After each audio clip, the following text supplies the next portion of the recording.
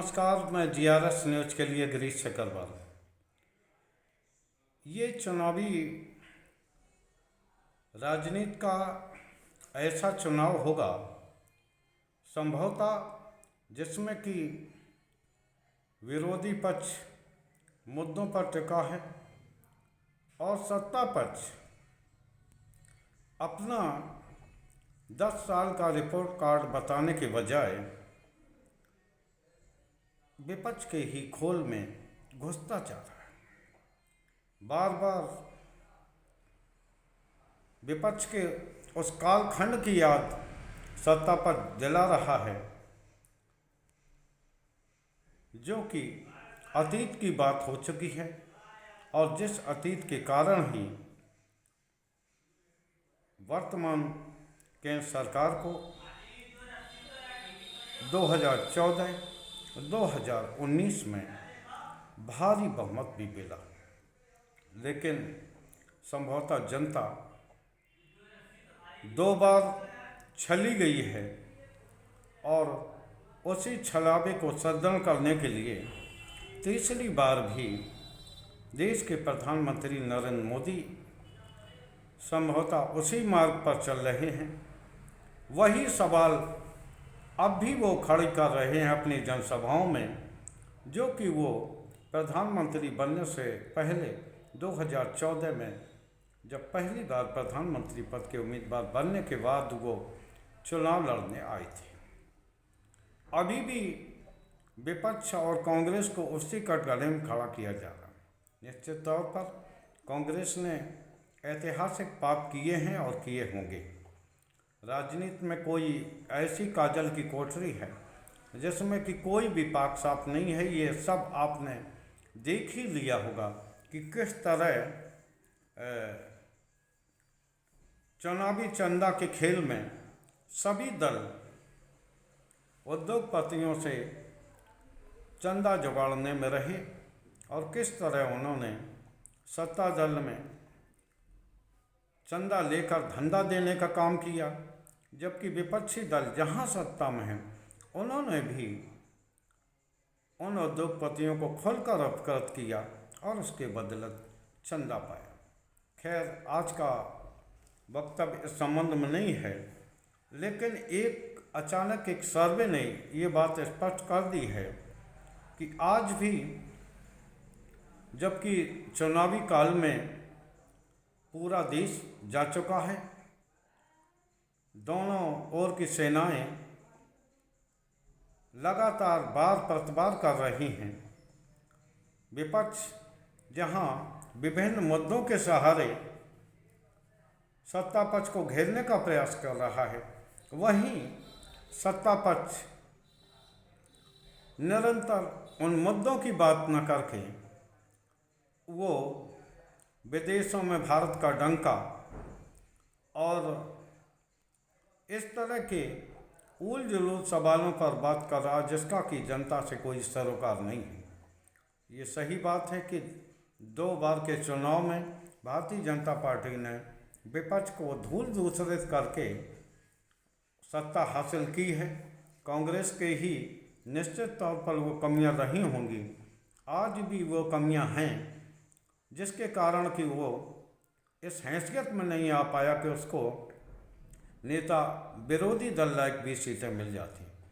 लेकिन क्या सत्ता दल के लिए उचित दिखता है कि वो चुनाव में अपने योजनाओं और अपने क्रियान्वयन पर बात न करके उसी कांग्रेस के आड़ लेना चाहती है, जिस आड़ के सहारे वो सत्ता में 2014 में पहली बार आई थी। आप ये बताइए, सर्वे में यह स्पष्ट हुआ है और सर्वे भी उस संस्था ने किया है जो कि भारत सरकार द्वारा ही अनुदानित है। लोकनीति CSDS प्रतिष्ठित संस्था है, विभिन्न तरह के सर्वे चलाती है। उस सर्वे ने ये बताया जो विभिन्न मुद्दे हैं जिन पे कि सत्ता पक्ष मैदान में जाता है और विपक्ष जिनको पूरी तौर पर उठा रहा है, निश्चित तौर पर बेरोजगारी ने 27% लोगों ने बेरोजगारी को प्रमुख कारक माना है और 23% लोगों ने महंगाई को मुख्य मुद्दा माना है। करीब 1/4 लोग भ्रष्टाचार के लिए केंद्र सरकार को दोषी मानते हैं, जबकि 16 से 17% लोग राज्य सरकारों को भी इसके लिए जिम्मेदार मानते हैं। निश्चित तौर पर ये एक ऐसा सर्वे है, भले ही ये सर्वे की क्या सत्यता है, क्या है, ये अलग बात होगी, लेकिन निश्चित तौर पर अगर देखा जाए तो राम मंदिर, विदेशों में भारत का डंका और पड़ोसियों से संबंध जैसे मसले बिल्कुल पीछे खड़े दिखाई देते हैं। जाति सर्वे का मामला भी जो राजनीतिक पार्टियां उठा रही हैं, हालांकि सत्ताधारी दल इससे परहेज करता है, लेकिन जो भी दल उठा रहे हैं तो वो केवल 8% लोगों ने राम मंदिर को एक मुद्दा माना है और 8% लोग ही जाति सर्वेक्षण को एक मुद्दा मानने की बात करते हैं, जबकि 2% लोग ऐसे हैं जिन्होंने ये माना है कि वर्तमान सरकार के कार्यकाल में भारत का प्रतिष्ठा विदेशों में बढ़े। प्रधानमंत्री जिस बात पर फोकस करते हैं, विकसित भारत को 2047 में बनाने का दावा करते हैं, जिसके लिए वो बाकायदा सालों से अभियान के शुरुआत कर चुके हैं, लेकिन केवल देश के 2% लोग ऐसे हैं जो कि इस संबंध में बात करना चाहते हैं। मैं ये नहीं कह सकता हूँ कि ये जो सर्वे आया है, जिसने बेरोजगारी को मुद्दा माना है, जिसने महंगाई को मुद्दा माना है, क्या वो मतदाता बेरोजगारी और महंगाई पर वोटिंग करेंगे? क्या ये लोग किसान समस्याओं पर बातचीत करेंगे? क्या ये लोग भ्रष्टाचार के ऊपर वोटिंग करेंगे? ये एक ऐसा मुश्किल सवाल है जिसका कि जवाब सिर्फ आगामी चुनाव ही दे सकता है। निश्चित तौर पर अग्निवीर योजना को लेकर भी कुछ लोगों ने ये दावे किए हैं कि वो सत्ता में आने पर उस योजना को ख़त्म कर देंगे।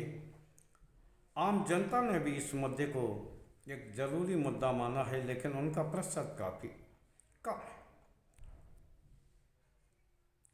निश्चित तौर पर भ्रष्टाचार को लेकर जो मोदी सरकार ये अभियान चला रही है और देश के करीब 1/4 आबादी केंद्र सरकार को ही भ्रष्टाचार के लिए दोषी मान रही है, भले ही सरकार ये दावा करती हो कि उसके ऊपर ऐसा कोई आरोप चस्पा नहीं होता, भ्रष्टाचार का हो या सौदेबाजी का हो, लेकिन आम जनता का ये मानना है, जो सर्वे के दौरान निकला, 19 प्रदेशों में करीब 10,000 लोगों को बात करने का दावा एजेंसी ने किया है और उन्होंने कहा है कि उन्होंने जगह जगह जाकर ये सर्वे किया है, जिसकी कि काफ़ी जो एजेंसी है उसकी काफ़ी क्रेडिबिलिटी है। अब यहाँ देखना ये होगा क्या आम जनता का वोटिंग पैटर्न भी इसी प्रकार रहता है। अगर आम जनता सर्वे के आधार पर वोटिंग करती है तो निश्चित तौर पर आप ये तय मानिए कि वर्तमान सरकार की विदाई तय है, क्योंकि जब भ्रष्टाचार को, केंद्र सरकार के भ्रष्टाचार को 25% लोगों ने मान लिया और 16-17% राज्य सरकारों को मानते हैं, और केंद्र सरकार बार बार डबल इंजन का बात कहती है, तो आखिर ये दोनों आंकड़े जोड़ ले जाएं तो अधिकांश जनता डबल इंजन से के भ्रष्टाचार से भी पीड़ित है। विपक्ष भी ये आरोप लगाता रहा है, लेकिन सबसे ज़्यादा मज़ेदार बात यह है कि सत्ता पक्ष इन मुद्दों पर बात करती नहीं दिखती। उसके सामने ये मौका था चुनाव कि वो अपने 10 वर्ष के कार्यकाल को चर्चा करे और ये जवाब दे कि हमने ये काम किए हैं और ये काम हम करेंगे। लेकिन ये करने के बजाय प्रधानमंत्री कांग्रेस के घोषणा पत्र में मुस्लिम लीग को ढूंढ लाते हैं। ईद के दिन वो अतीत में हुए दंगों की याद दिलाने लगते हैं और महिला आरक्षण की बात करते हुए कब वो महिलाओं को आरक्षण दे पाएंगे इसके लिए कोई बात नहीं करते। रोजगार संबंध में कोई बात नहीं करते। महंगाई को लेकर उनके वित्त मंत्री ने क्या कहा था, बार बार आप लोगों को बताने की जरूरत नहीं है। तो आखिर विपक्ष उसी कांग्रेस जो कि अपने कमियों के कारण सत्ता से हटी, आखिर उसके खोल में क्यों घूम जाती। एक ओर वो कांग्रेस मुक्त भारत का नारा देते हैं और विपरीत परिस्थिति में जब सरकार के सामने कोई संकट खड़ा होता है तो उसी कांग्रेस के खोल में घुसकर वो अपना चेहरा बचाना चाहती है। इसको ही राजनीतिक दोगलेबाजी कहा जाता है। देखना यह है कि देश की आम जनता जो तमाम तरह के मुद्दों से परेशान है, पीड़ित है, क्या वो मतदान भी इन्हीं मुद्दों पर करेगी? ये एक ऐसा सवाल है जिसका जवाब सिर्फ 4 जून ही दे सकता है, जिस दिन पूरे देश के परिणाम आएंगे। खैर, आज के ब्लॉग में बस इतना ही। एक प्रश्न के सहारे, क्या प्रधानमंत्री को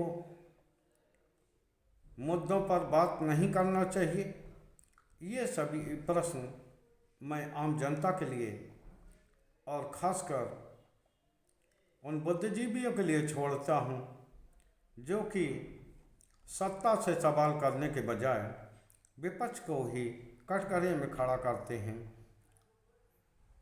आज के ब्लॉग में बस इतना ही।